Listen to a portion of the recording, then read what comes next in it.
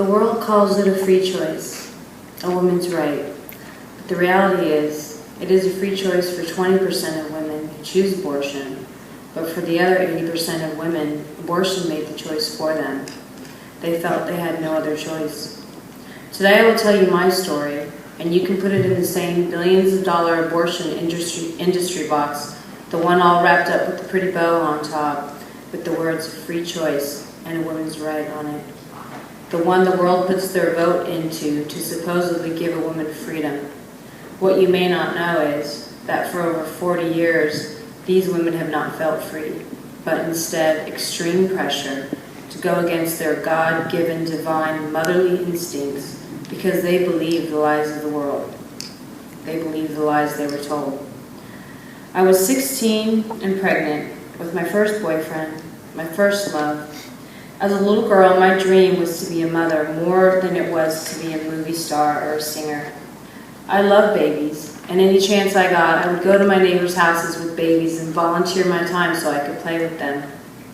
This isn't how I had envisioned my first pregnancy, as I sat at Planned Parenthood, scared, confused, alone, even though my boyfriend was with me. His face was hiding in the newspaper so he wouldn't have to look at me or talk to me. I was called back, took an exam that confirmed my pregnancy, and led me in a room to speak with a lady. I was terrified and shaking, extremely uncomfortable, talking to someone I did not know about such a serious situation. I didn't know what I even thought about it, let alone being able to come up with any words to say. I just sat there. She asked me how I felt. I was crying, telling her I was scared and unsure. She said, "You are too young to have a baby. You're still in school. You can't do this. You're not ready to be a mother. This is not the time to have a baby. You can have another baby at another time, a time that's better for you. Do you have any questions?" she asked. I didn't have any for her. "You are old enough. You don't have to tell your mother," she said. She handed me a card with an abortion doctor's name and told me to call it as soon as possible. I left there thinking I was supposed to have an abortion. That was my only option. After I had talked to a few friends, it was confirmed. That was what I needed to do.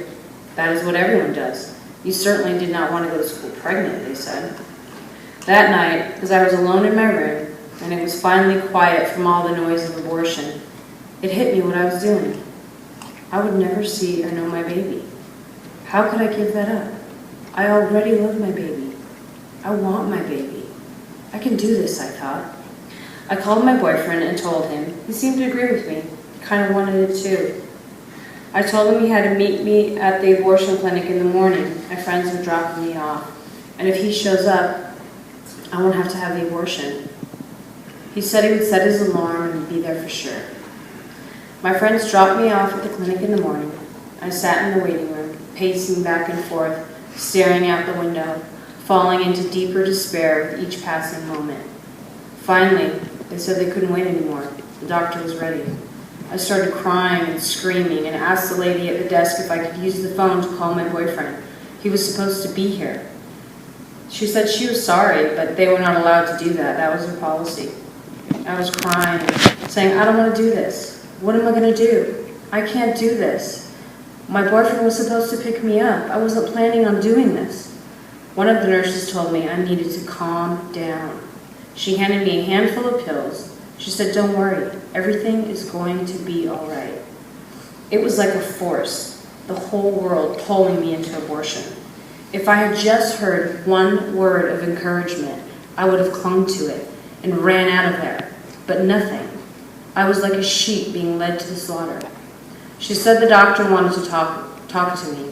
I went in the room and laid down and waited for the doctor. The drugs had kicked in. I started to calm down and relax and surrender to that force of abortion. After I had my abortion, I sat up to a clear glass jar filled with blood, but mostly what looked like flesh, the color of my skin in it. How could they do such a thing? Why are they keeping that there for me to see? It was like they were putting it on display for me to see what I had done. I was being flooded with a maze of emotions I had never felt before. My world instantly changed from color to black and white. I was no longer the same person. Mary was ripped open and taken out, and this is who was left. I was awash in the reality this is a very evil and wicked world. I lived in a world that allowed this to happen to me. I was numb with shock of what I had been through. I made a vow right there. I will never trust anyone again. My boyfriend picked me up from my friends that afternoon, but he was not picking up the same person. I was no longer his girlfriend. I couldn't even look at his face or talk to him. All he was to me now was my ride home. My little brother had given me the $200 for my abortion, and my boyfriend was more concerned if I had any change from my abortion so he could go to Jack in the Box. I was so repulsed by him. I could hardly wait to get away from him. He told me later that this girl who liked him at the time, who found out I was pregnant, had her mother call his mother, and they told him he had to let me have an abortion. I have always lived with the what-ifs. Every time I saw a precious baby, I was reminded of what was taken from me. I just knew my baby was a girl and that she was absolutely gorgeous. After the abortion, I became very angry and hard. No one was ever going to hurt me again. I would hurt them first. My parents were always puzzled and questioning me about my behavioral problems. Where did this come from? They were always so bewildered. They could never understand. About 5 years later, I found myself in another unplanned pregnancy. I couldn't believe it, but I actually found myself contemplating abortion. My situation was very different. I was in a darker place than I was 5 years earlier. I was now drinking, doing drugs. I had different motives and plans for my life, and I was not ready to get married and commit myself to spending the rest of my life with the Father. I was in my car on the way to Planned Parenthood, and it hit me all of a sudden. What am I doing? I'm driving to Planned Parenthood? If I step foot in their door, I will have to have an abortion for sure. I thought to myself, surely God cannot forgive me for 2 abortions. How could anyone have 2 abortions? The only person I knew who had more than 2 abortions was Madonna. I pulled my car over so it wouldn't drive me to Planned Parenthood. I started crying out to God. I can't go to Planned Parenthood. God, you need to do something now. Please stop me. Speak to me. Do something. Save me from doing this. I was prompted to turn on the radio. As soon as I turned it on, my child's voice filled the car. The Lord gave my baby a voice through the words of the song on the radio. What do I got to do to make you want me? What do I got to do to make you care? What do I got to do to make you want me? What do I got to do to be heard? What do I say when it's all over? Sorry seems to be the hardest word. That was the first time I ever really cried out to God, and He showed up instantly and powerfully. Those words are the voice of the unborn, and the seed that was planted in me for God's purpose for me. When my son was born, the moment I held him in my arms, my first thought was, why didn't anyone say one word to me before my abortion? Not one single word of what an amazing, precious gift I was giving up. I loved that baby more than anything in the world instantly. I would die for him this instant. Why was it so easy for everyone to say, I didn't need this in my life right now? What else is there? What else matters? This is the greatest thing I've ever had or done. I knew at that moment I would spend the rest of my life telling women what they are giving up when they have an abortion. Abortion is all about lies, and I am going to expose it, I thought. My son was no ordinary child. He was blessed of the Lord right from the start. God used His precious heart to keep my passion alive for all the women who are giving up this precious gift through abortion every day. My son has a heart after God's own heart, and he pastors the youth today. My son was saved by abortion, and God's plan and purpose for him prevails. The enemy has taken 55 million of these precious babies from us, whose lives were created with a plan and a purpose, and the power to make a one-of-a-kind contribution to this world. We will never know what our world would have been like with them, but we see what it has become. Maybe we would have been in a revival instead of a recession. 13 years later, I gave my life to Jesus. That's a whole other testimony story. And He instantly began turning everything together for my good. He began using those words I spoke at my son's birth to be a voice for the voiceless. I have counseled at the Women's Resource Center for the last 8 years. When I counsel a woman in an unplanned pregnancy, I can stare at her right in the eyes and confidently say, I promise you, God will not disappoint you if you have your baby. God allowing me to share my testimony and the gospel with these women has been the greatest blessing and highest honor to me. My heart was very heavy for having a video filled with the reality and truth of abortion and exposing the lies and deception to a world so desperately deceived. There just was not anything out there that could be used for this. The Lord gave me Revelation 12:11. We will overcome by the blood of the Lamb and the word of our testimony. The first time I met with Esther, the head of the Resource Center, and the video guide to discuss the project, there was a big semi that crossed in front of me with the words, "Life is a journey." I knew at that moment I was in for a journey, all right.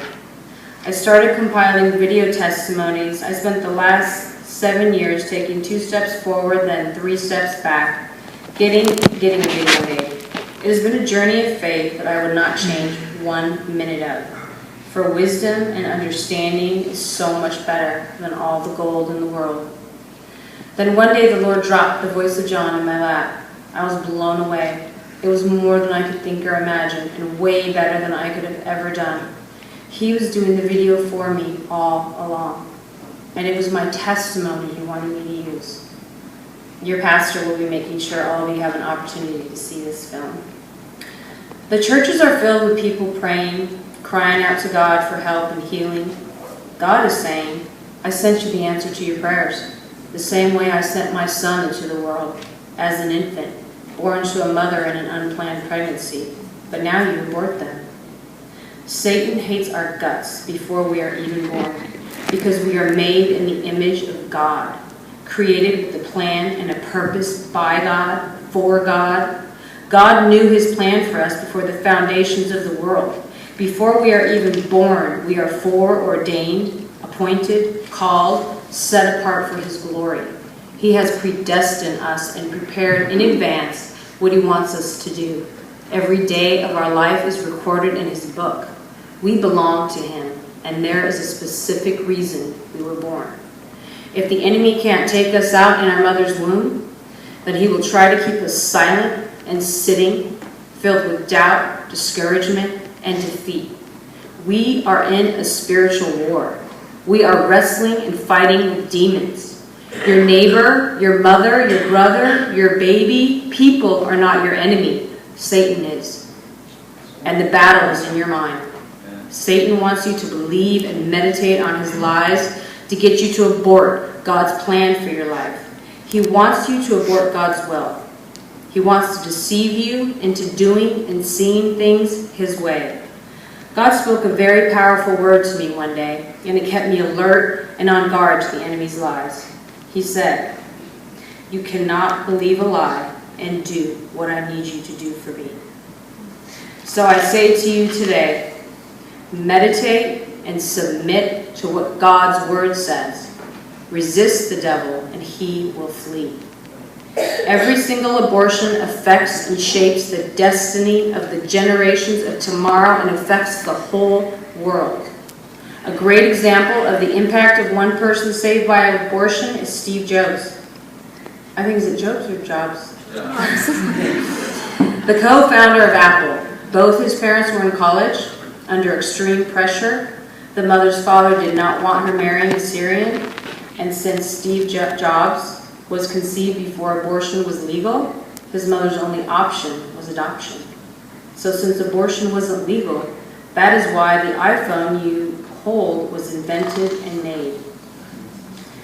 Oh, how I praise my God of unlimited patience, forgiveness, and grace, his unconditional love and faithfulness, without whom I would not be standing here. My prayer is that our country will stop questioning God about his children that he created, and to stop giving orders about the work of his hands, and to stop destroying it. I pray we can learn to trust God with our children and focus on preparing them for the work God has planned and purposed for them to do. Is there anything that matters more?